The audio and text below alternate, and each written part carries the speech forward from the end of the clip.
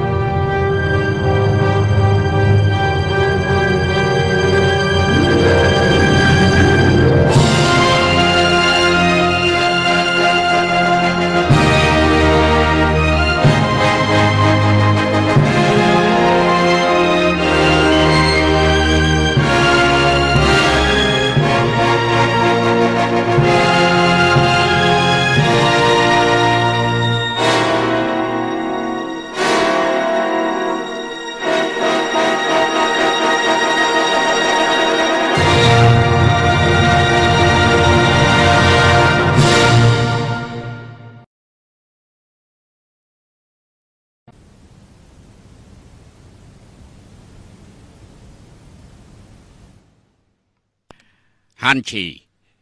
ការប្រឡងប្រចាំឆ្នាំជិតមកដល់ហើយមន្ត្រីទទួលខុសត្រូវការប្រឡងរហូតមកដល់ពេលនេះនៅមិនទាន់មានបញ្ជីយកមកថ្វាយយើងទេក្រាបទូលព្រះអង្គមន្ត្រីទទួលខុសត្រូវការប្រឡងលើកនេះទូលបង្គំគិតហើយគិតទៀតរវាងឪយ៉ាងសៀវនិងវាងគួយទាំងពីរនាក់នេះមិនដឹងថាដកមួយណាទុកមួយណាទេដូច្នេះទូលបង្គំមិនហ៊ានធ្វើការសម្រេចចិត្តឡើយពីរនាក់នេះពិតជាធ្វើឲ្យលោកពិបាកសម្រេចចិត្តខ្លាំងណាស់វាងគួយជាមន្ត្រីធំគ្រប់គ្រងការប្រឡងយូរឆ្នាំមកហើយឪយ៉ាងសៀវមានឋានៈជាមន្ត្រីអ្នកប្រាជ្ញប្រចាំរាជការមន្ត្រីធំទទួលខុសត្រូវការប្រឡងប្រចាំឆ្នាំយើងអនុញ្ញាតឲ្យឪយ៉ាងសៀវត្រួតពិនិត្យការប្រឡងទទួលព្រះរាជបញ្ជាមន្ត្រីយើងជ្រើសរើសមនុស្សមានទេពកោសល្យឪយ៉ាងសៀវយើងសង្ឃឹមថារបៀបរបបអ្នកចេះដឹងនឹងមានការផ្លាស់ប្ដូរទទួលព្រះរាជបញ្ជាទទួលព្រះរាជបញ្ជា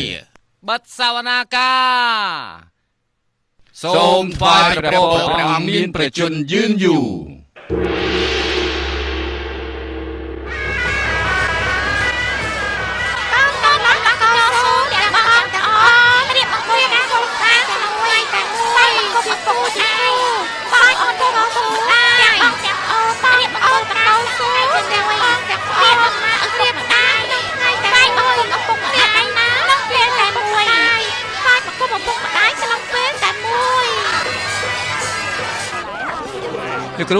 លោកគ្រូអ៊ំស្រីក្រុមហើយកូនកំមុំមកដល់ហើយប្រសើរដែរយើងដកខ្លួនយូរឆ្នាំមកហើយមិនគិតគូរកិច្ចការមនុស្សលោកថ្ងៃនេះជាថ្ងៃមង្គលការរបស់អ្នកប្រុសទាំងពីរមើលទៅជាមិនផុតពីចូលរួមនោះទេលោកអាចារ្យលោកសុំសិលដល់កម្រិតកំពូលមិនថាយ៉ាងណាក៏ដោយជាអ្នកស័ក្តិសិទ្ធិក្នុងពិធីមង្គលការកូនប្រុសខ្ញុំក៏ជាអំពើបុណ្យដ៏ធំរបស់លោកដែរអ្នកណាក៏ដឹងដែរថាលោកគឺជាមនុស្សចិត្តល្អអេឯណាស៊ូស៊ឺស៊ូឈើឯណាស៊ូស៊ឺបងប្រុសឲ្យខ្ញុំអត់ដឹងដែរទៅណាអញ្ចេះ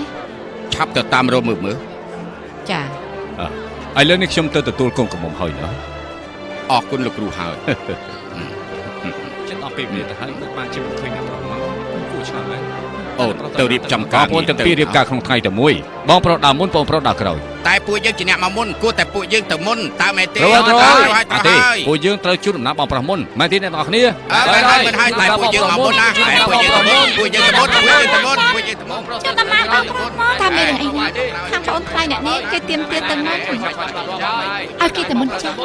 តែយ៉ាអ្នកនេះមិនកើតទេនេះមិនមែនជារឿងតូចតាចឯណាអ្នកនេះមិនដែលលើគេនិយាយទេរៀបការធ្វើដំណើរត្រូវតែមានព្រៀបលើគេមួយជីវិតក៏មានព្រៀបលើគេដែរទោះជាមានកូននៅពីមុខក៏យើងធ្វើដំណើរទៅមុខដែរបើមិនអញ្ចឹងទេមួយជីវិតគឺចាញ់ព្រៀបគេហើយណាអ្នកនាងជឿខ្ញុំចាស់នៅពេលដែលនាងរៀបការជាងមិនឲ្យនាងចូលតាមទ្វារមុខទេយើងឲ្យនាងចូលតាមដំបូលផ្ទះអញ្ចឹងមួយជីវិតនេះនាងមានព្រៀបលើប្តីនាងម្ដាយក្មេកនាងនៅពុកក្មេកយ៉ាអ្នកនាងឲ្យឆាប់ឡើងទៅឲ្យគេទៅមុនចាស់ចាអ្នកនាងសេឈីមានរឿងអីកើតឡើងក្រុមអ្នកបងធំទៀមទៀតទៅមុននេះជារឿងធម្មតាទេអ្នកនាងមិនកើតទេពួកយើងធ្វើដំណើរមកពីឆ្ងាយក្រោកពីព្រលឹមព្រោះតែចង់ទៅមុនគេឲ្យគាត់ទៅមុនយ៉ាងម៉េចថ្ងៃក្រោយអ្នកនាងពិបាកធ្វើណាកុំផ្ដេសផ្ដាសខ្ញុំតែងតែលើកគេនិយាយថាអ្នកបងជាមនុស្សចេះដឹងជ្រៅជ្រះចេះតែងកំណាត់ហើយរៀនក៏មិនងាយភ្លេចជាកូនស្រីគ្រួសារធំមានចរិតត្រឹមត្រូវថ្ងៃក្រោយមានរឿងអីទៅធ្វើបាបខ្ញុំនោះឲ្យពួកគាត់ទៅមុនចាស់ណា ចា៎ ពួកយើងធ្វើដំណើរទាំងព្រលឹមធ្វើដំណើរ50យោជពួកយើងត្រូវតែទៅមុ មាន ន រឿងអីត្រូវឲ្យបងប្រុសទៅមុនបងប្រុសនោះមិនសមទេ តែ មែនណា យ៉ាងណា មិនសមទេ បានហើយកំឡុងឡាតែនាងថាឲ្យពួកគាត់ទៅមុនចាស់ចាំអីទៀតអ្នកទាំងអស់គ្នាអត់ដឹងពីចរិតរបស់អ្នកនាងយើងទេអីទៅមុនទៅ អេត្រឹមត្រូវណាស់ពួកយើងចេញដំណើរចាប់ផ្ដើម ទៅ អ្នកនាងថាឲ្យបងស្រីខាងនោះទៅមុន អេបាត់ការទេពួកយើងទៅមុនហេតុអីបានจะឲ្យពួកគេទៅមុនឈឺលេខដៃអ្នកនេះធំអីយ៉ាចប់ផ្ដាច់តិចចុះបែទេពេលដែលអ្នកនេះរៀបការខ្ញុំនឹងផ្លប់តែមិនចេះប្រាប់ទេអ្នកទាំងអស់គ្នាទៅមុនចាស់ទៅមុនចាស់ អត់ទេខាងលបងទៅមុនចោះ ទៅមុនចាស់ ខាងលបងទៅមុនចោះទៅមុនចោះអេអ្នកទាំងអស់គ្នាតើអ្នកទាំងអស់គ្នាកំពុងធ្វើអីនេះ អីយ៉ាអ្នកដែលទទួលកូនកំបងមកដល់ហើយរឿងនេះស្រេចទៅលើលោកម្ចាស់ចោះបែទេសុំទៅលោកម្ចាស់អ្នកណាត្រូវចេញដំណើរមុន បងប្អូនដូចជាដៃហើយនឹងជើងមានរឿងអីមុនក្រោយផ្លូវធំយ៉ាងនេះមួយឆ្វេងមួយស្ដាំបងប្អូនរួមដំណើរជាមួយគ្នាតែម្ដងទៅ ល្អភ្លេងចាប់ផ្ដើម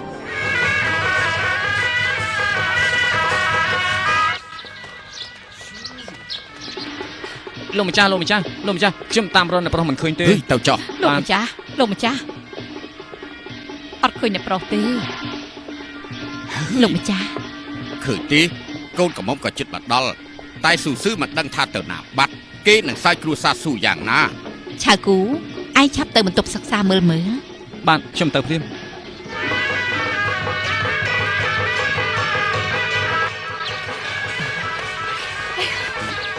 មិនកុំតន់ឃើញស៊ូមកដល់ទៀត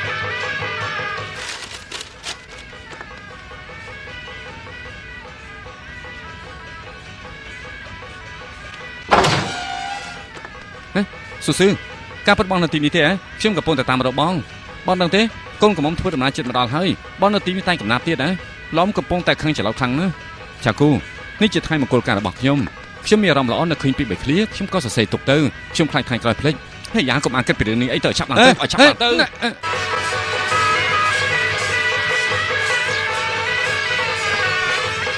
ពិធីមង្គលការចាប់ផ្ដើមហើយមានទាំងរទេះសេះនិងក្រែស្នែងមកដល់មុខផ្ទះសូមជូនអាំងប៉ាវឲ្យបានច្រើនរកមកជាបាននឹងរៀងរាល់ឆ្នាំណាប៉ុណ្ណឹងបាត់ហើយនៅចុះមក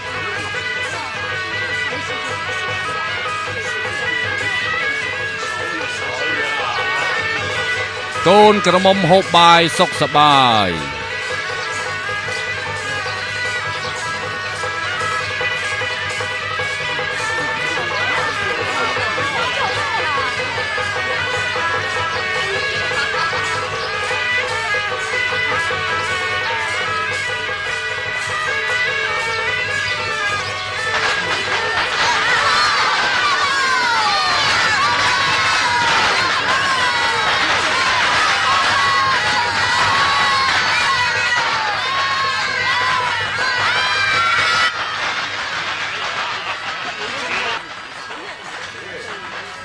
វាយបង្គំលើកទី1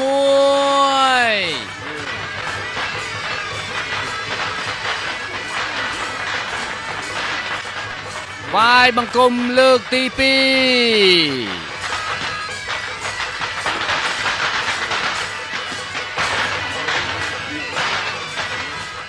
ប្តីប្រពន្ធគោរពគ្នាទៅវិញទៅមកកូនកំឡោះកូនក្រមុំរៀបការក្នុងថ្ងៃនេះសូមមកគូស្វាមីភរិយាថ្មីចូលក្នុងបន្ទប់ផ្សំដំណេកជូនអាំងប៉ាវឲ្យបានច្រើនសូមឲ្យមានសំណាងល្អរកស៊ីមានបានអ្នកទាំងពីរសូមអញ្ជើញអង្គុយ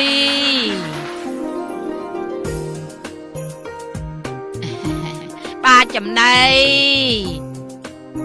បាទទៅកើតសូមឲ្យមានសំណាងល្អ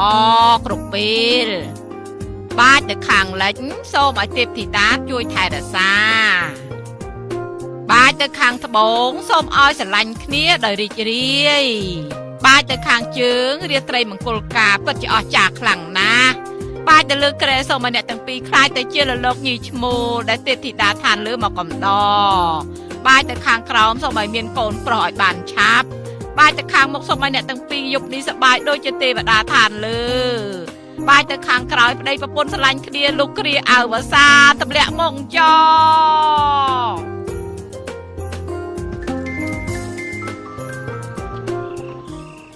កូនកំមុំប្រកាសជាស្អាតហើយយើងមិនឲ្យឯងមើលទេ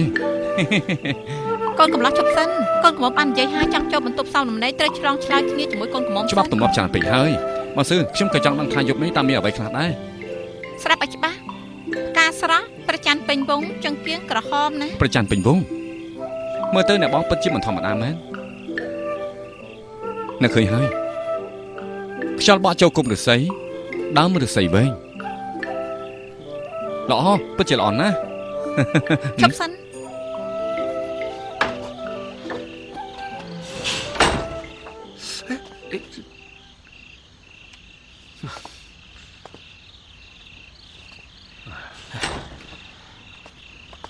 អមែនហើយអេកុំប្រញាប់នៅមានមួយឃ្លាទៀត ហ៎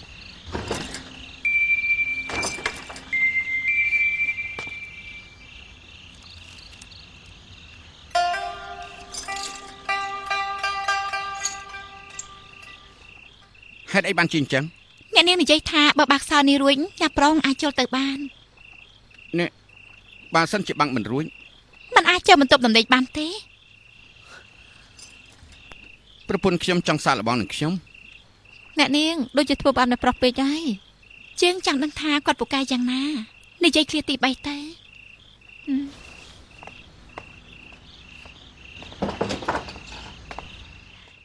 អ្នកប្រុសស្ដាប់ឲ្យបានណានេះជាឃ្លាចុងក្រោយ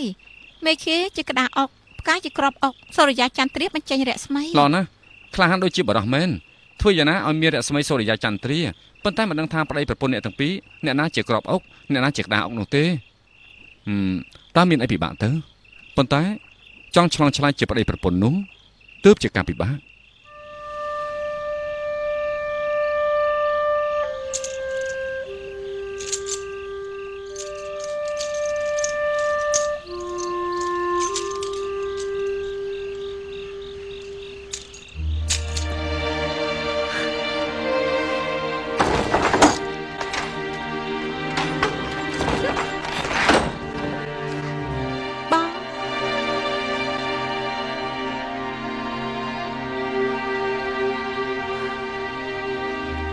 មានរឿងអីកូនក្រមុំបាក់កន្សែងក្រហមចេញនៅខ្លួនឯង ហើយយ៉ាអ្នកតាពីរដូចជាកំពុងតវាយគ្នាមិនមែនជាប្តីប្រពន្ធទេវាយគ្នាត្រូវហើយគឺវាយគ្នារន្ទះគឺជាសញ្ញាផ្គរគឺជាទង់រន្ទះនិងផ្គរជួបគ្នារន្ទះបានន័យថាច្បាំងផ្គរបានន័យថាទង់ផ្គរហើយនឹងរន្ទះជួបគ្នាពិតជាត្រឹមត្រូវណាស់ អ្នកប្រុសចូលមកអេអាចចូលមកធ្វើអី ខ្ញុំសុំមើលតែបន្តិចទេ មានអីមើលទេចេញទៅវិញទៅ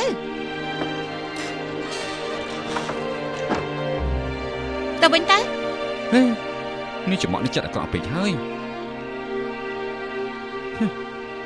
អ្នកណាថាយើងមើលមិនឃើញ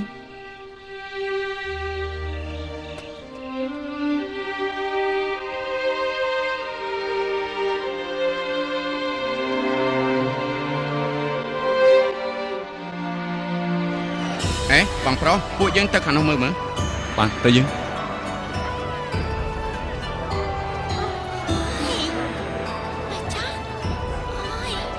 បច្ចេស្អាតទីនេះស្អាតណាស់ណាអូបច្ចេរៀបចំបានល្អមែនហើយស្អាតណាស់ ពិតជាស្អាតណាស់ អេអ្នកនាងមើលនោះជាពាក្យបង្កប់មែនទេទីនេះស្អាតណាស់លាក់មិនចិត្តទេអូយ៉ាងដឹងហើយគឺផ្កាលើជញ្ជាំងអ្នកនាងពិតជាមានការយល់ដឹងជ្រៅជ្រះណាស់សៀវយ៉ាឯពូកែសរសើរខ្ញុំណាអ្នកនាងចេះតែថាហើយអ្នកណាក៏ដឹងថាអ្នកនាងពូកែដែរពូកែស្អីទៅមិនចេះខ្មាស់គេទេអ្នកនាងមើលខាងនោះចង់បានឱកាសល្អត្រូវតែមានមនុស្សឆ្លងឆ្លើយពីរបស់មិនជើឱកាសមកដល់ទៀមទានៅភូមិសាស្ត្រល្អត្រូវការមនុស្សស្ដាប់ បងប្រុសចម្លើយគឺអ្វីទៅ គឺពីរ មែនហើយគឺពីរ មនុស្ស2នាក់អេបានន័យថាអសមេឃ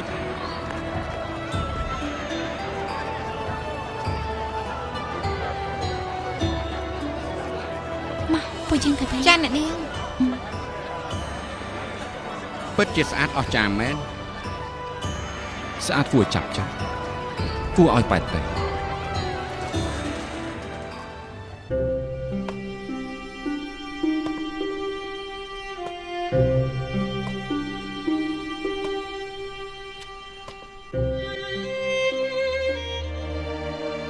នៅលើភ្នំមានពពកមួយដុំ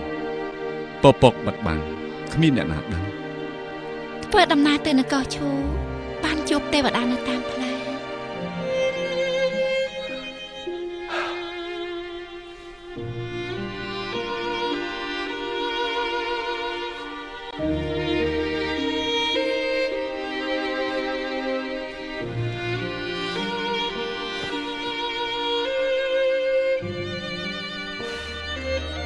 ហេតុអីបានជាបងសំណឹងមើលយ៉ាងនេះ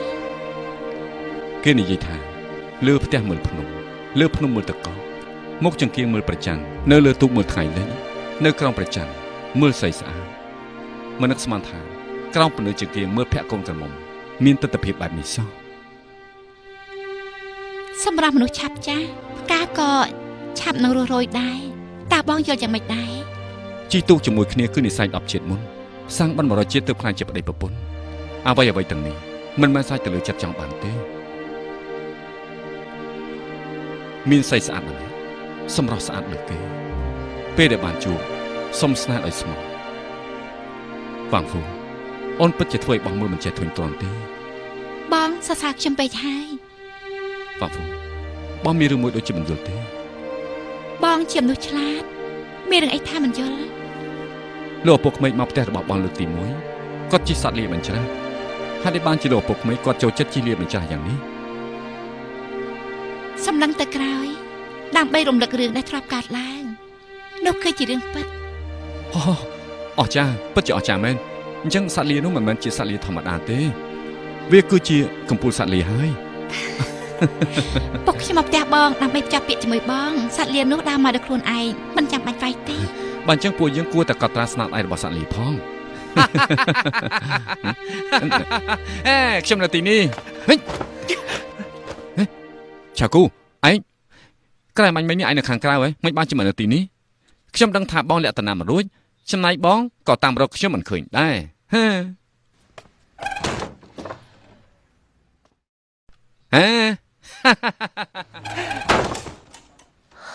ហើយយ៉ាសំណាងល្អដែលពួកយើងនិយាយពីសត្វលាបើសិនជាធ្វើអ្វីផ្សេងៗនោះគេប្រកាសជា ហើយខ្ញុំភ័យសឹងលុបលឹងហើយ អូនអង្គុយចុះទៅ អីយ៉ា ហេអូសម្លាញ់គេឡើងមកទៀតហើយ អ្នកប្រុសទី2សូមអញ្ជើញទៅជួបឪពុកម្ដាយ អ្នកមីងពួកយើងតែឥឡូវនេះហើយ ចា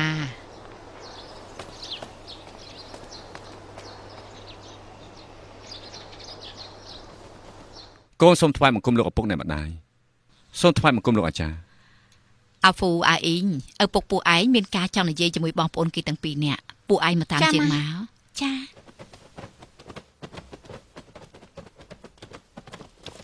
អង្គុយទៅ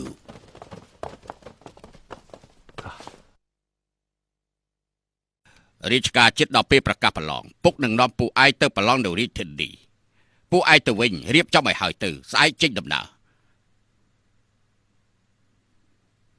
ពុកកូនខ្លាចខ្លួនឯងរៀនមិនបានជ្រៅជ្រះធ្វើឲ្យពុកអស់សង្ឃឹមកូនសូមរៀន3ឆ្នាំតទៅមុខទៀតយ៉ាងម៉េចដែរ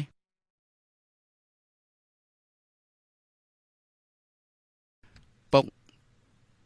ខ្ញុំនឹងបងប្រុសខ្លាចធ្លាក់ប្រឡងមិនជាប់ពួកខ្ញុំមិនអីទេក្រែងធ្វើឲ្យពុកអាម៉ាស់មុខស៊ូស៊ឺកន្លងមកកូនពូកែនិយាយហេតុអីបានជាពេលនេះមិនមាត់មិនក ពុកកំពុងតែណែនាំកូនកំពុងតែស្ដាប់មិនហ៊ានលូកមកចូលទេ បានហើយ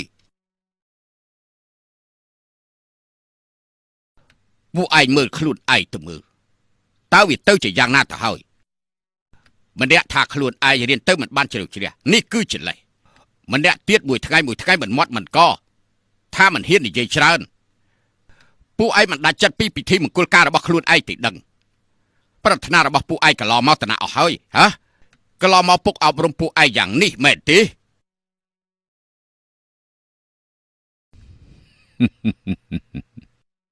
លោកគ្រូអ៊ូ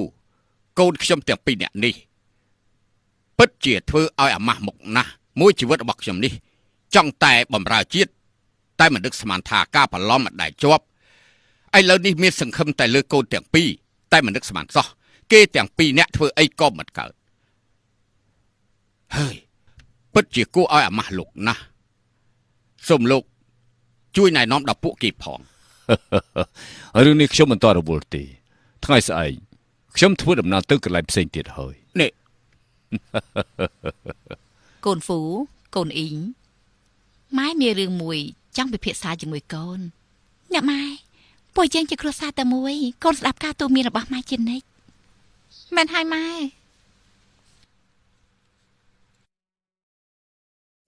អាកូនពីរអ្នកនេះពិតជាគួរឲ្យយើងខឹងហើយមើលទៅយើងអស់លទ្ធភាពហើយជាពិសេសគឺស៊ូស៊ឺចារិតគេរឹងរូសជាងយើងទៅទៀតអូនមើលទៅមានតែអូនទេជាអ្នកចេញមុខ លោកម្ចាស់បើសិនជានិយាយពីការបញ្យលមានមនុស្សពូកែជាងពួកយើងទៅទៀត អូនបានន័យថា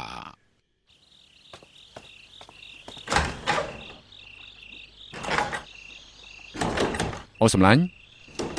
អូសំឡាញ់ បងសំឡាញ់ក៏មិនទោះថាខ្ញុំគ្មានធម្មតាក្នុងនាមជាកូនប្រុសរឿងអីមិនទៅប្រឡងបងមិនទៅប្រឡងនៅរាជធានី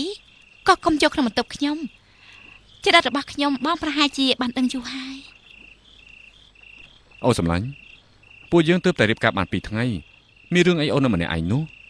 ទោះជាអូនចង់ឲ្យបងទៅប្រឡងក៏មិនចាំបាច់ធ្វើអញ្ចឹងដែរ បងសំឡាញ់ខ្ញុំត្រូវការសម្រាកបងទៅសម្រាកទៅ អូសំឡាញ់ហេតុអីបានជាអូនដឹងថាបងមិនចង់ទៅប្រឡង អូនសម្លាញ់តើហេតុអីទៅ បងថ្មីបាត់ថាខ្ញុំជាមនុស្សស្រីតែខ្ញុំដឹងខុសដឹងត្រូវបងទ្រាំមួយថ្ងៃសិនទៅស្អែកដាងទៅប្រឡងសិនទៅណា អូនសម្លាញ់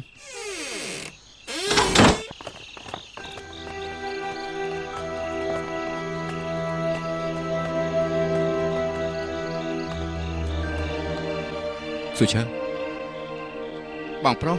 មិនបានចាក់មកនៅទីនេះ ណែបងប្រុសឬមួយអ្នកបងដាច់បងចេញពីបន្ទប់ដែរ អត់ទេនេះគឺមកពីនបងឯងគេមិនស្រួលខ្លួនយ៉ាងម៉េចហ្នឹងប្រពន្ធឯងដេញឯងចេញពីបន្ទប់មែនទេ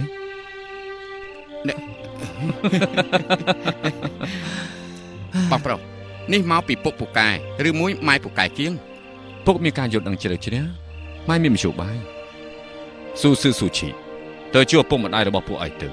បាទលោកគ្រូ លោកគ្រូ ទទួលបញ្ជា ទទួលបញ្ជា សូមថ្វាយបង្គំពុកម៉ែ អង្គុយចុះទៅស៊ូសើស៊ូឆើតើពួកឯងយល់ទេហេតុអីបានជាពុកពួកឯងចង់ឲ្យពួកឯងទៅប្រឡងបើសិនជាដោយការពីមុនពី3ឆ្នាំក្រោយទៀតនោះក៏មិនអីដែរប៉ុន្តែម្ដងនេះមិនដូចមុនទេការប្រឡងប្រចាំឆ្នាំលើកនេះគឺព្រះមហាក្សត្រជាអ្នកប្រទានឋានៈឲ្យទៅលោកម្ចាស់អើយ៉ាងសៀវត្រួតពិនិត្យតាមដែលពុកឯងយល់ថានោះបានន័យថាកែប្រែវិធីសិក្សារបស់មន្ត្រីព្រមទាំងជ្រើសរើសអ្នកដែលមានប្រយោជន៍សម្រាប់រាជការនេះហើយជាសំណាងល្អសម្រាប់អ្នករៀនសូត្រនៅមហាសង្ឃបើយើងមិនក្តាប់ឱកាសនេះឲ្យបានថ្ងៃក្រោយកម្រិតវប្បធម៌នឹងធ្លាក់ចុះអ្នកទាំងអស់គ្នាក៏ដូចជាឪពុកឯងត្រូវមន្ត្រីចាស់បដិសេធចោលដល់ពេលនោះចង់បំរើជាតិក៏មិនកើតដែរ ម៉ែឈប់និយាយទៀតទៅកូនដឹងហើយស្អែកឡើងកូនរួមដំណើរជាមួយពុកហើយនឹងបងប្រុសដើម្បីទៅប្រឡង ស៊ូស៊ឺកូនយល់យ៉ាងម៉េចដែរហេតុអីបានជាកូននៅស្ងៀម ណាម៉ែលោកពុកការពិតកូនក៏ដឹងដែរនេះគឺជាទឹកចិត្តរបស់ពុកដើម្បីកុំឲ្យរាជការរកលេសបដិសេធនឹងពួកយើងដូច្នេះក្រោយពេលរៀបការឲ្យពួកយើងទៅប្រឡងដើម្បីអនាគតរបស់បងប្អូនយើងទាំងពីរនាក់កូនមានរឿងអីមិនយល់ពីទឹកចិត្តរបស់ពុកនោះហើយមានរឿងអីមិននឹកគុណដល់ឪពុកម្ដាយខ្លួនឯងនោះប៉ុន្តែកូនមិននឹកស្មានសោះនៅក្រោយពេលដែលរៀបការហើយនៅក្នុងចិត្តកូនសត្វតែមានការបារម្ភដែលកន្លងមកមិនដែលមានម្យ៉ាងទៀតនៅឃើញដល់នាងទើបតែរៀបការបានមួយថ្ងៃក៏នៅម្នាក់ឯងកូនមិនអាចចិត្តទេដូច្នេះក៏មានការរារែងកូនពិតជាអត់បានការដែលធ្វើឲ្យពុកខឹងយ៉ាងនេះ ស៊ូស៊ឺអ្វីមិនមែនល្អទាំងពីរតែសូមឲ្យគប់បីក្នុងចិត្តថ្ងៃណាមួយកូនប្រកាសជាយល់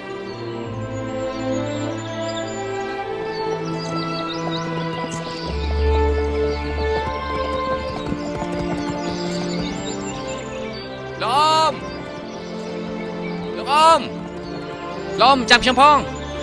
ឡំ សុំនាំខ្ញុំទៅជាមួយផង ឯងមកលាក់លៀមនឹងលោកគ្រូរបស់ឯងបែបទេ អត់ទេ ឯងជាកូនសិស្សរបស់លោកអាចារ្យអ៊ូបើឯងមិនទាន់មានការអនុញ្ញាតពីលោកគ្រូឯងទេយើងក៏មិនហ៊ាននាំឯងទៅជាមួយដែរ ខ្ញុំស្មានថាលោកអ៊ំធ្វើអ្វីមិនខ្លាចការពិតលោកអ៊ំក៏ខ្លាចលោកគ្រូខ្ញុំដែរ ថាម៉េចយើងមានដែរខ្លាចលោកអាចារ្យតាំងពីកាលណាមក ប៉ុន្តែលោកអ៊ំជាអ្នកនិយាយថាមិនហ៊ាននាំខ្ញុំទៅជាមួយទេ អូយើងនិយាយចឹងមែនទេ បានយើងមិនជជែកជាមួយក្មេងបើសិនជាលោកគ្រូរបស់ឯងមិនជួយណែនាំទៅស៊ូស៊ឺលើស៊ូឆើទេអញ្ចឹងយើងនាំកូនសិស្សរបស់គាត់ទៅចៅគាត់ដើម្បីសក់សឹកជាមួយគាត់ចុះ ប្រសើរណាស់អញ្ចឹងខ្ញុំអាចនៅជាមួយនឹងបងប្រុសទាំងពីរបានទៀតហើយ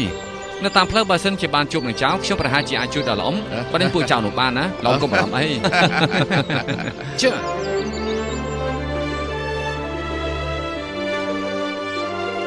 ហាមិនអត់និយាយគ្នាត្រូវតែគោរពវិន័យសរសេរចប់ពេលណាប្រគល់ជូនពេលនោះអ្នកដែលមកប្រឡងត្រូវផ្លាស់ឯកសណ្ឋាន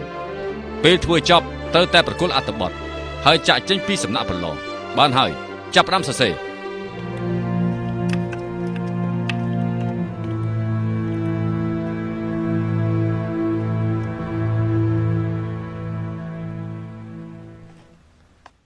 សរសេរឆាប់ទៅហាទីបំផុតពួកយើងប្រឡងចប់ហើយ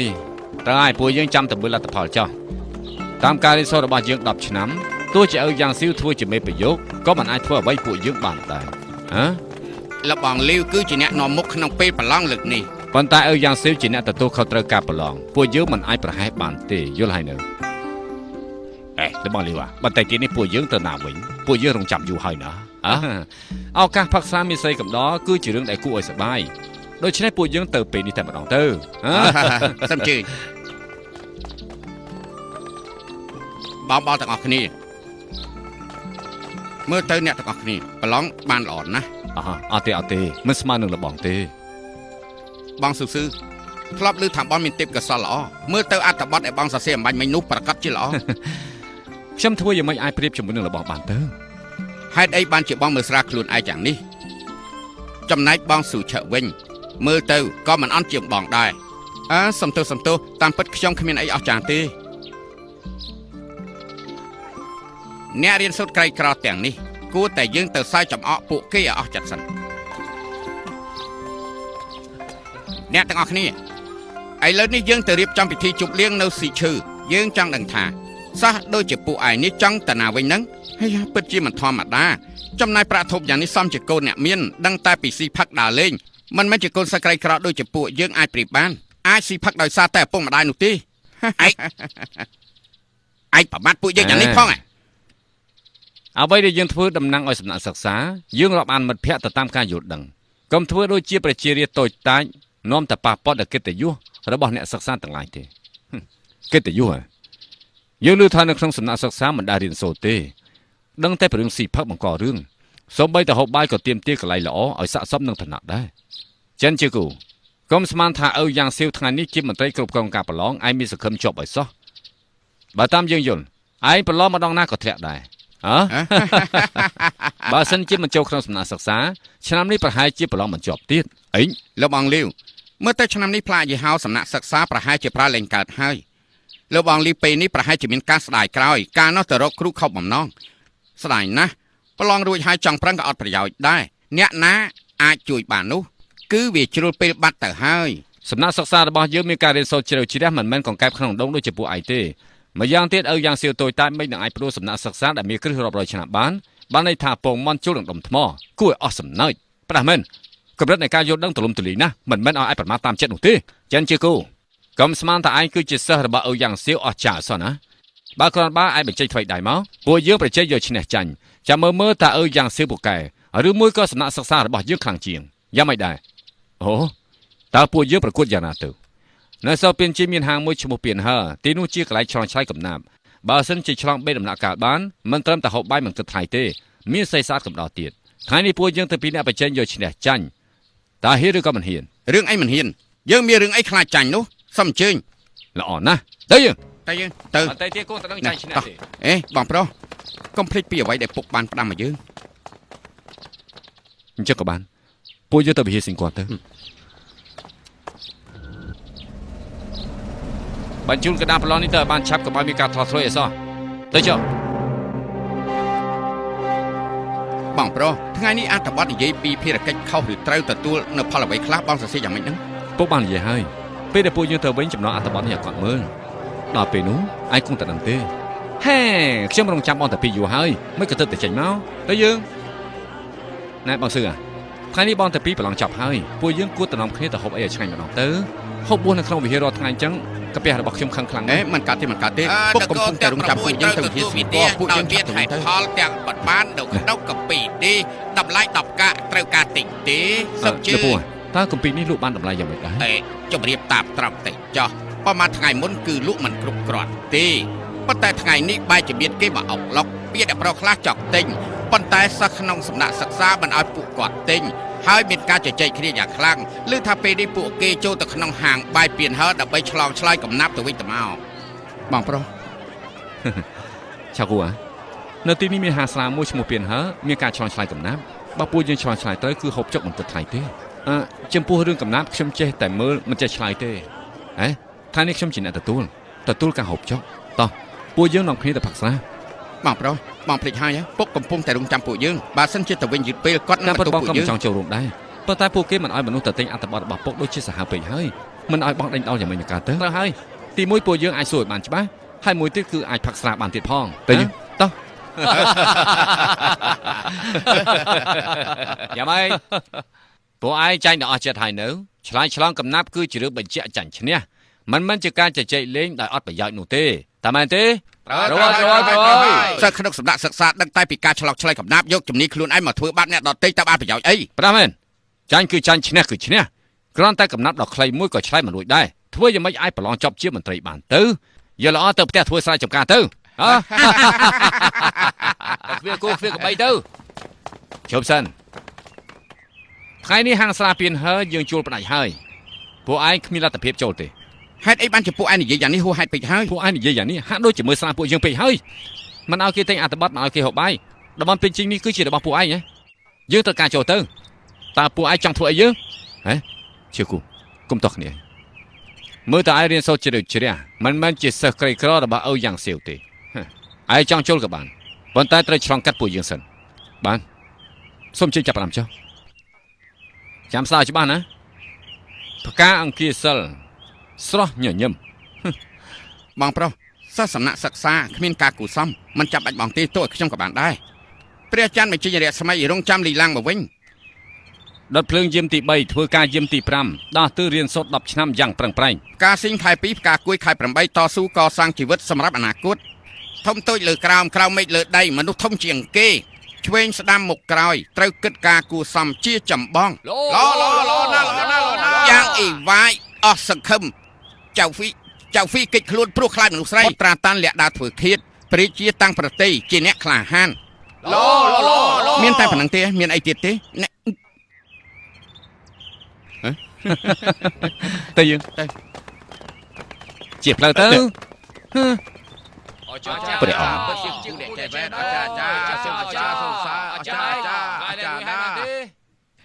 យ៉ាងមិនដែរយូរហើយទេបែរទេស៊ូស្ដីអ្នកទាំងអស់គ្នាស៊ូស្ដីសំជើញតាមមើលកំណាប់នេះពិតជាពិបាកឆ្លើយមែនមិនមែនធម្មតាទេអ្នករបស់គ្នាពិតជាអស្ចារ្យមែនស្ដាប់ឲ្យច្បាស់សូមជួបផ្ទះឆាំងម៉ងហូបចុកគ្រួសារធានតែមិនមែនស្បៀងគ្រួសារធាន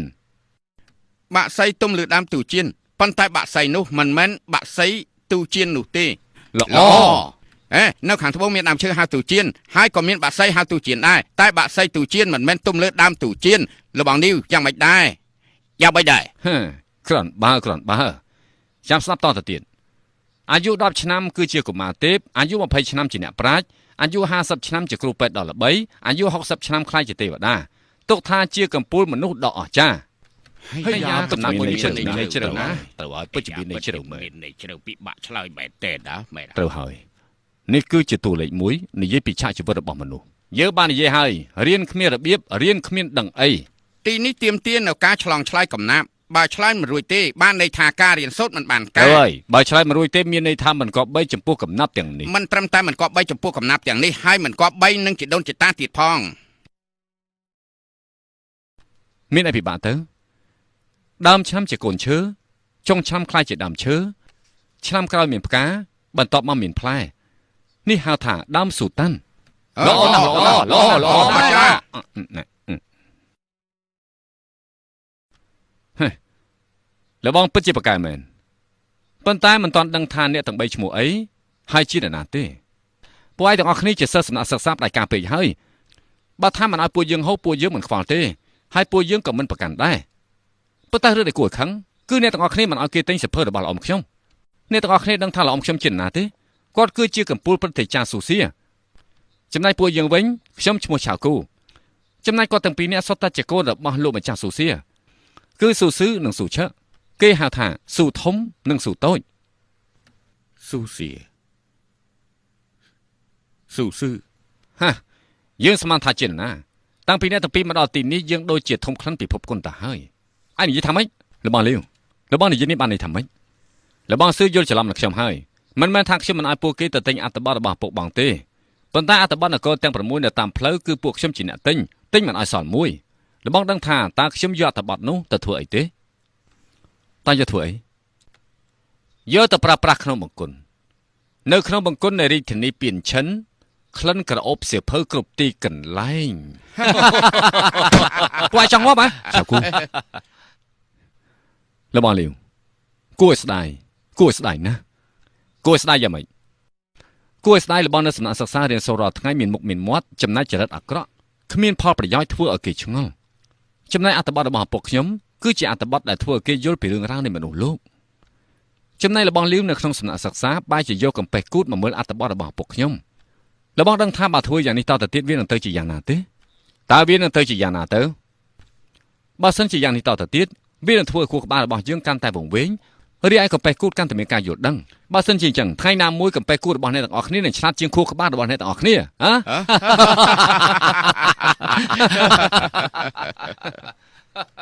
ហឺឯងការពិតតែងកំណាប់មិនមែនជារឿងអាក្រក់ទេប៉ុន្តែបើសិនជាយើងប្រើតាមវិធីចាស់ហើយប្រើប្រាស់គម្ពីរចាស់យកមកធ្វើជាមូលដ្ឋាននោះអញ្ចឹងបានន័យថាវាខុសពីរបៀបនៃការរៀនសូត្រហើយ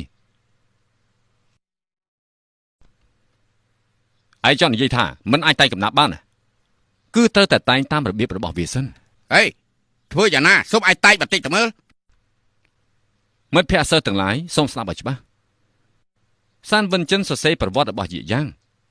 ព្រួយព្រោះទៅរឿងមនុស្សលោកគឺគេព្រួយសបាយព្រោះទៅរឿងមនុស្សលោកគឺគេសបាយល្អណាស់អស្ចារ្យត្រូវហើយពិតជាអស្ចារ្យណាស់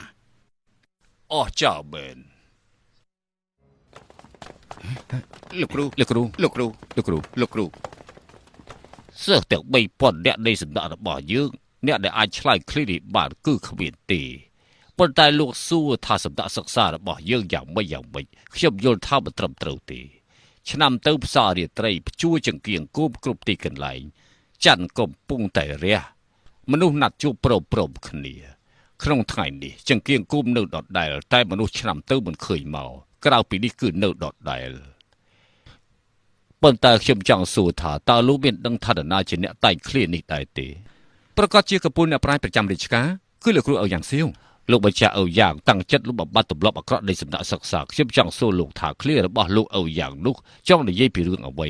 និយាយពីរឿងមនុស្សលោកឬការរស់នៅឬមួយក៏រឿងទេសភាពតែខ្ញុំយល់ថាទ្រឹស្ដីរបស់លោកឪយ៉ាងមិនស្មើនឹងសំណាក់សិក្សាយើងនោះទេត្រូវហើយអ្វីដែលលោកគ្រូនិយាយនេះខ្ញុំមិនឯកភាពទេលោកឪយ៉ាងធ្លាប់បាននិយាយថាមើលអត្ថបទសរសេរអត្ថបទរៀនសូត្រតាំងពីតូចដល់ធំអត្ថបទរបស់លោកគ្រូឪយ៉ាងមានរឿងអីថាជាអត្ថបទអាក្រក់ទៅវិញនោះប្រកាសជាមិនធ្លាប់អានអត្ថបទរបស់លោកគ្រូឪយ៉ាងខ្ញុំយល់ថាបើសិនជាប្រៀបធៀបជាមួយនឹងអត្ថបទរបស់លោកម្ចាស់ឪយ៉ាងអត្ថបទដែលចេញពីសំណាក់សិក្សាគឺជាអត្ថបទធម្មតាអ្វីដែលគេសរសេរគ្រាន់តែចង់ដូរបាយហូបតែប៉ុណ្ណោះគ្មានន័យអ្វីតតែសោះហើយបើសិនជាមិនធ្វើការកែសម្រួលទេតើវានឹងទៅជាយ៉ាងណាស្អីទៅជារឿងអត់ន័យស្អីទៅជារឿងគ្មានផលប្រយោជន៍នោះបើសិនជាថាអ្វីដែលសំណាក់សិក្សារៀនសូត្រនោះមិនល្អអញ្ចឹងរៀនសូត្រតាមលោកឪយ៉ាងប្រកាសជាមានផលប្រយោជន៍ហើយមែនទេអត្ថបទរបស់ឪយ៉ាងសៀវធ្វើឲ្យទឹកដីមហាសោកយើងសុខសាន្តទេបើតាមយើងយល់អ្នកដែលរៀនសូត្រអត្ថបទរបស់លោកឪយ៉ាងសុទ្ធតែជាបុគ្គលកិច្ចវេះពីការពិតជាស្ដែង គេសរសេរនេះសរសេរនោះដើម្បីជាឈ្នន់ឡើងបុណ្យស័ក្តិរបស់គេតែប៉ុណ្ណោះទេនៅក្នុងលោកនេះមនុស្សបែបណាក៏មានអ្នកដែលធ្វើបាបគេឯងគឺត្រូវតែមាននេះមិនមែនជាកំហុសរបស់សំណាក់សិក្សាទេលោកម្ចាស់នៅពេលជិញយូរហើយលោកម្ចាស់មិនដឹងថាបកពួកប្រឆាំងគ្នាយ៉ាងណាអត់ដឹងថាប្រជារាស្ត្រលំបាកយ៉ាងណាទេបើសិនជាមិនកែសម្រួលការសិក្សានោះទុកថាជាបកពួកប្រឆាំងគ្នានៅតាមផ្លូវដែលខ្ញុំធ្វើដំណើរមកទីនេះខ្ញុំបានជួបកិច្ចការជាច្រើនដែលធ្វើឲ្យខ្ញុំមានការភ្ញាក់ផ្អើលបើសិនជាលោកមើលមិនឃើញទេមហាសង្ឃថ្ងៃណាមួយប្រកាសជាទុនខ្សោយបើសិនជាមិនកែប្រែទេនឹងមានគ្រោះថ្នាក់បើសិនជាចង់កែប្រែយើងត្រូវកែប្រែពីកម្រិតបព្វធម៌ទៅបើសិនជាមិនធ្វើការកែប្រែទេមន្ត្រីរាជការដែលបណ្ដុះបណ្ដាលចេញពីសំណាក់សិក្សាមកប្រកាសជាធ្វើខូចការមហាសង្ឃបើសិនជាកងទ័ពខ្លាំងរាជការខ្លាំងនោះគឺជារឿងផ្សេងយើងសួរឯងទៅមើលឬនេះគឺសាច់ទៅលើឯងកែប្រែការសិក្សាតាមចិត្តបែបទេឬមួយក៏ចង់ឲ្យយើងកែប្រែទៅតាមអត្ថបទរបស់ពុកឯងបែបទេលោកគ្រូរឿងនេះគឺសាច់ទៅលើឆន្ទៈរបស់មនុស្សមិនមែនលោកគ្រូហើយក៏មិនមែនខ្ញុំដែរគឺឆន្ទៈរបស់មនុស្សជាអ្នកសម្រេចឆន្ទៈមនុស្សគឺជាអ្វីដែលគេចង់បានអត្ថបទរបស់ពុកខ្ញុំលោករាល់ថ្ងៃគឺធ្វើឲ្យប្រជារាស្ត្រមានការយល់ដឹងពីសភាពការប៉ុន្តែអ្វីដែលលោកបង្រៀនធ្វើឲ្យប្រជារាស្ត្រយល់ពីអ្វីខ្លះថ្លើមធំមនុស្សទាំងឡាយគេគាំទ្រព្រះមហាក្សត្រឯនិយាយនេះបានន័យថាប្រមាថព្រះមហាក្សត្រហើយលោកនិយាយមិនឆ្នះខ្ញុំបានជាចោលខ្ញុំយ៉ាងនេះទោះជាព្រះអង្គគង់នៅទីនេះក៏ខ្ញុំនៅតែនិយាយដែរសំណាក់សិក្សាប្រើវិធីចាស់កម្រិលពេកហើយចូលក្នុងសំណាក់សិក្សារបស់លោកដូចជាចូលក្នុងភ្នោបើសិនជាចូលក្នុងភ្នោធ្វើយ៉ាងម៉េចអាចបម្រើជាតិបានទៅអីលោកគ្រូស៊ឺឯងប្រេះប្រាស់ពេកហើយមែនហើយឯងចង់ធ្វើអីជួយអីទៅទីនេះគឺជាកន្លែងតែកំណាប់ឆ្លងឆ្លើយអ្នកទាំងអស់គ្នាចង់ប្រើអំណាចខ្លួនឯងមកប្រើវិធីផ្ដាច់ការមែនទេមិននឹកស្មានថាអ្នកទាំងអស់គ្នាធ្វើយ៉ាងនេះសោះគឺស៊ឺគេខ្វះការគួរសមមុនធ្វើឲ្យលោកគ្រូយើងខឹងយ៉ាងនេះគេថាកូនស្រីយ៉ាងម៉េចលោកគ្រូអញ្ចឹងអ្នកទាំងអស់គ្នាទេជាអ្នកប្រមាថដល់ឪពុករបស់គេមុនគឺខ្វះការគួរសមមុនកុំនិយាយច្រើនស៊ឺធ្វើឲ្យលោកគ្រូយើងខឹងរហូតដល់ស្លាប់បើសិនជាមិនសុំទោសទេយ៉ាងម៉េចហ៎បាត់ទ្វារទៅបាត់ទ្វារពួកឯងចង់វាយគ្នាហ៎បើចង់វាយគ្នាមករកយើងមកចូលបងប្អូនយើងចាំឲ្យទៀតចូលទៅបដៅវានឹងខ្លួនម្ដងទៅអីអូពួកឯងនេះរៀនក៏រៀនមិនកើតវាយគ្នាក៏វាយមិនកើតតកលាវយ៉ាងម៉េចចង់សាក់បន្តិចទេស៊ឺឯងចាំតែមើលលទ្ធផលនៃការប្រឡងទៅយើងរងចាំជានិច្ចទៅវិញយើងទៅអេលបងលាវកុំអាចទៅណាថ្ងៃនេះលបងជាអ្នកអញ្ជើញពួកយើងហូបបាយណាវិជាគុណល្អអស្ចារ្យ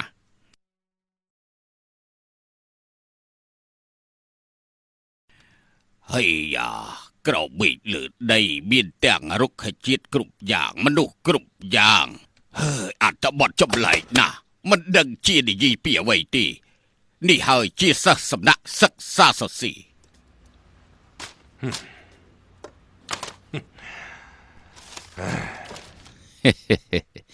លោកម្ចាស់មិនមែនលំបាកតែពួកយើងប៉ុណ្ណោះទេទោះជាលោកម្ចាស់អូយ៉ាក៏មានការលំបាកដែរសម្រាប់ទឹកភ្នែកក្នុងសួនផ្កាមិនឆ្លើយមួយឆ្នាំកន្លងផុតទៅហើយទោះជាអ្នកអាចសរសេរអត្ថបទជួយចាប់យ៉ាងណាក៏មិនអាចទ្រាំនឹងការអបសុករាប់សិបថ្ងៃបែបនេះបានដែរលោកប្អូនស៊ីអ៊ីចំណែកខ្ញុំឃើញថារាប់សិបថ្ងៃហើយលោកប្អូនមានអារម្មណ៍ស្ងប់ល្អណាស់អង្គុយនៅស្ងៀមយើងក៏ចង់សួរដែរសម្ដេចសិក្សាមានវិធីល្អយ៉ាងណាដែលបំបត្តិការស្មុគស្មាញទាំងនេះបានសូមលោកម្ចាស់គុំលីសើចអីខ្ញុំចង់និយាយថាអត្ថបទរបស់លោកអូយ៉ាងអ្នករៀនក៏អាចមើលបានស្រីចម្រៀងក៏អាចយកមកច្រៀងបានមិនថាប្រុសមិនថាស្រីក្មេងចាស់មនុស្សប្រភេទណាក៏ចូលចិត្តបើមានមនុស្សច្រើនយ៉ាងនេះចូលចិត្តលោកអូយ៉ាងមានរឿងអីអបសុកពិបាកចិត្តនោះស៊ូអ៊ីមិនចាំបាច់និយាយអីវែងឆ្ងាយទេតាមខ្ញុំយល់យើងរយៈពេលជា1ខែហូបនៅទីនេះស្នាក់នៅទីនេះក៏ហីទៅចោះក៏ប៉ុន្តែនៅច្រកចូលមានកងទ័ពប្រចាំការនេះមិនមែនពិនិត្យអត្ថបទនេះគេហៅថាជាប់គុកបើសិនជាអត្ថបទល្អវាក៏ជារឿងល្អដែរអត្ថបទអីទៅសុទ្ធតែជាសិស្សសម្ដេចសិក្សាសរសេរតែផ្ដាល់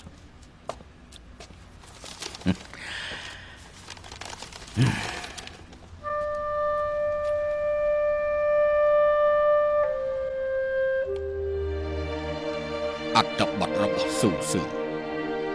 ប្រហែលជាចង់ល្អជាងយើងទៅ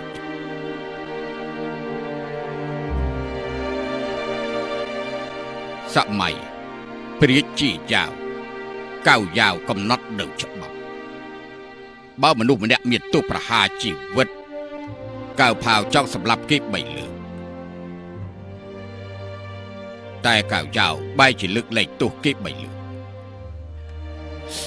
រឿងប្រវត្តិសាស្ត្រនេះល្អរឿងប្រវត្តិសាស្ត្រនេះចេញមកពីណាដែរ ល្អណាស់តើអត្ថបទនេះចម្លងចេញពីប្រភពណាទៅអត្ថបទដែលសរសេរនេះទុកថាជាអត្ថបទល្អបំផុតតាំងពីមហាសង្ឃចាប់បដិសន្ធិមក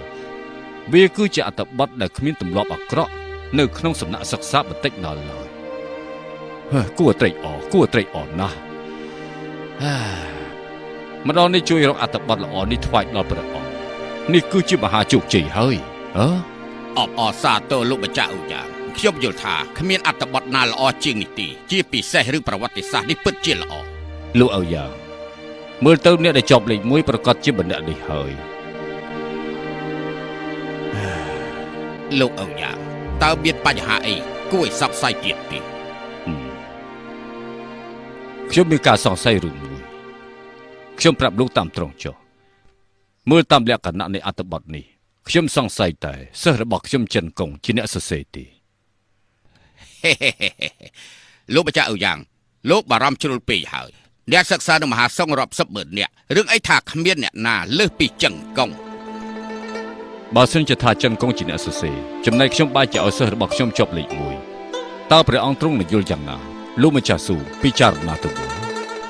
ចិនកុងគឺជាសិស្សរបស់លោកនេះជាការពិតហើយប៉ុន្តែចំណងជើងគឺព្រះមហាក្សត្រទេជាអ្នកប្រទានឲ្យគ្មានការប្រើល្បិចទេ ធ្វើទៅបើថាព្រះអង្គមិនសង្ស័យខ្ញុំធ្វើឲ្យបែកការរឿងនេះប៉ុន្តែមនុស្សទាំងឡាយសង្ស័យថាខ្ញុំកែអត្ថបទនេះតើយុត្តិធម៌ទេលោកអូយ៉ាងមិនក៏លោកសន្និដ្ឋានថានេះគឺជាអត្ថបទរបស់ចិនកុងខ្ញុំក៏អាចសន្និដ្ឋានថាគឺស៊ូស៊ឺដែលយើងបានជួបក្នុងថ្ងៃនេះជាអ្នកសរសេរឬមួយស៊ូជឺជាអ្នកសរសេរឬមួយឈិនអ៊ីនិងឈិនហាបងប្អូនគេទាំងពីរជាអ្នកសរសេរក៏បានដែរ លោកម្ចាស់ស៊ូបើបដូរជាលោកវិញតើលោកជ្រើសរើសយ៉ាងណា ឲ្យតែគាត់បីក្នុងចិត្តមិនខ្លាចអ្នកណាថាឡើយ មិនចាំបាច់ខ្លាចអ្នកណាឡើយលោកម្ចាស់ស៊ូលោកនិយាយនេះពិតជាខុសហើយលោកបានពិចារណាទេបើសិនជាលើកនេះមិនធ្វើការជ្រើសរើសសិស្សនៅក្នុងសំណាក់សិក្សាបែរជាជ្រើសរើសសិស្សរបស់យើងឲ្យជាប់លេខ1ទៅវិញអញ្ចឹងពៀនជីងប្រកាសជាជ្រួលច្របល់ហើយ លោកអូយ៉ាងតើគួរធ្វើយ៉ាងម៉េចទៅ ខ្ញុំគិតថាអត្ថបទនេះខ្ញុំឲ្យជាប់លេខ2ខ្ញុំសម្រេចចិត្តអញ្ចឹងហើយ លោកអូយ៉ាងបើសិនជាអត្ថបទនេះមិនមែនចិនកុងជាអ្នកសរសេរវាហាក់ដូចជាធ្វើបាបម្នាក់នេះពេកហើយលោកអ៊ីតើលោកយល់យ៉ាងម៉េចដែរ ខ្ញុំចង់បាត់ជើងតូចខ្ញុំទៅបន្ទប់ទឹកមកផ្លែតណា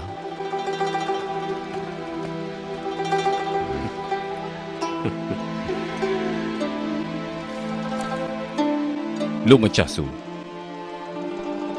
បើសិនជាធ្វើបាបគេម្នាក់ឯងអញ្ចឹងអ្នកសិក្សាទាំងឡាយនៅក្នុងលោកប្រកាសជាលែងពិបាកហើយ អាណាយើងមកចេញហាងមើលជាប់តែយ៉ាងម៉េចហើយមើលច្បាស់មើលតែមិនឃើញឈ្មោះរបស់ខ្ញុំទេ ខ្ញុំជាប់ហើយឈ្មោះរបស់ឯងដូចជាឃើញទេ ខ្ញុំជាប់ហើយ ហើយចុះឯង ជាប់ដែរ ខ្ញុំក៏មិនឃើញដែរ ជាប់ ពីដើមដល់ក្រោមដូចមិនទាន់មានជាយ៉ាងម៉េច ខ្ញុំជាប់ហើយ ខ្ញុំជាប់ ខ្ញុំក៏ជាប់ដែរខ្ញុំជាប់ហើយអីឈ្មោះរបស់ខ្ញុំទេខ្ញុំជាប់ខ្ញុំទេអត់ដែរខ្ញុំជាប់ហើយអត់មានឈ្មោះរបស់ខ្ញុំទេអញ្ចឹងបានន័យថាខ្ញុំធ្លាក់ហើយមិនចេះ อย่าไปทำให้นะ ខ្ញុំប្រហែលជាធ្លាក់ហើយពីព្រោះឃើញឈ្មោះរបស់ខ្ញុំទេ ខ្ញុំក៏អញ្ចឹងដែរ យើងនៅសំណាក់សិក្សាជាង10ឆ្នាំទីបំផុតប្រឡងមិនជាប់អយុធធម៌ពេកហើយ អូយ៉ាងសៀវហួសហាត់ពេកហើយក្នុងនាមជាមនុស្សសំណាក់សិក្សាគ្មានអាណាជាប់មិនបានជាអញ្ចឹង ត្រូវហើយយើងទៅតវ៉ាជាមួយឪយ៉ាងសៀវអយុធធម៌ណាគេធ្វើនេះហាក់ដូចជាធ្វើបាបសិស្សសំណាក់សិក្សាពេកហើយពួកយើងទៅតវ៉ាយើងមើលតាមានឈ្មោះរបស់ខ្ញុំទេមានឈ្មោះរបស់យើងទេអត់ឃើញផងហើយមនុស្សបែបនេះមិនជាប់កហិតចុះសូមអបអរសាទរបងជើងគូប្រឡងជាប់លេខ1 បើខ្ញុំជាប់លេខ1គេប្រកាសជាចោទថា លោកគ្រូខ្ញុំមិនធូរដៃខ្ញុំជាមិនខានទេ ហេបងជាគូកុំអារម្មណ៍មន្ត្រីត្រួតពិនិត្យការប្រឡងមិនមែនលោកម្ចាស់ឲ្យយ៉ាងម្នាក់ឯណាម្យ៉ាងទៀតអត្ថបទរបស់យើងប្រឡងគឺបងជាអ្នកចម្លងអ្នកពិនិត្យក្រដាស់ប្រឡងអត់ឃើញអក្សរពួកយើងចំណាំយើងមិនបាន បើគេចង់ចោទយើងគេចង់ធ្វើម៉េចក៏បានដែរ ហេមិនអីទេចិត្តមនុស្សស្មានមិនត្រូវទេ ចាំងមួយជី ក្រាបទូល ឲ្យឪយ៉ាងសៀវចូលកលយើងត្រូវការមើលអត្ថបទរបស់ស៊ូស៊ឺ ក្រាបទូល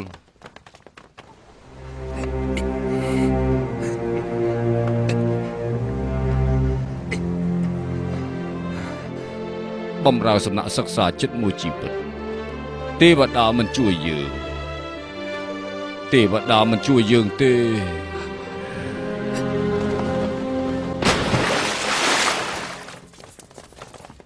ទៅ ឪយ៉ាសៀវឆាប់ចេញបោឪយ៉ាសៀវឆាប់ចេញបោ ឆាប់ចេញបោ ចេញបោយ៉ាសៀវឆាប់ចេញបោ ចេញបោ ចេញមក ឪយ៉ាសៀវ ឲ្យលឿន ឆាប់ចេញបោ ឪយ៉ាសៀវឆាប់ ឪយ៉ាសៀវលោកថាតបត់របស់យើងមិនល្អតែលោកស្មានលើអី ត្រូវឲ្យយើងផងទៅ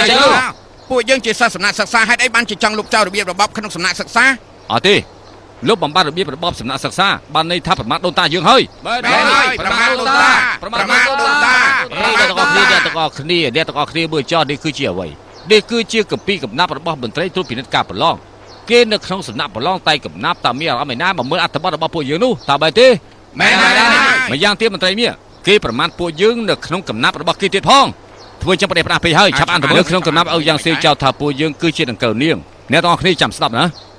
ក្នុងនាមជាអ្នកសិក្សាប៉ុន្តែសរសេរអត្ថបទដូចជាដង្កូវនាងដែលស៊ីស្លឹកងន់ម៉េចគេថាពួកយើងជាដង្កូវនាងហ្នឹងមានទៀតគេដៀលថាពួកយើងជាសត្វស្រមោចប្រៀបដូចជាស្រមោចដែលសំងំយកសុកដឹងតែពីខ្យល់អាកាសល្អពួកហេតុពេកហើយបាទយើងពេកហើយដូចជាពេកហើយយើងពេកហើយតមកស៊ឺពីបោធំហើយមានរឿងអីសិស្សសំណាក់សិក្សាកំពុងតែឡំប៉សំណាក់លោកគ្រូឲ្យយ៉ាងទៅយើងយ៉ាសៀវឆាប់ចេញបោឆាប់ចេញបោយ៉ាសៀវឆាប់ចេញបោឆាប់ចេញបោ អ្នកទាំងអស់គ្នានៅស្ងៀមអ្នកទាំងអស់គ្នាមិនដឹងទេឃ្លាទាំងនេះសិតតែជាសិស្សរបស់ឪយ៉ាងសៀវគឺចិនតុកជាអ្នកសរសេរហើយពួកយើងយកមកខ្លាំងណាស់ឆាប់ចេញបោឆាប់ចេញបោឆាប់ចេញបោឆាប់ចេញបោឆាប់ចេញបោឆាប់ចេញបោ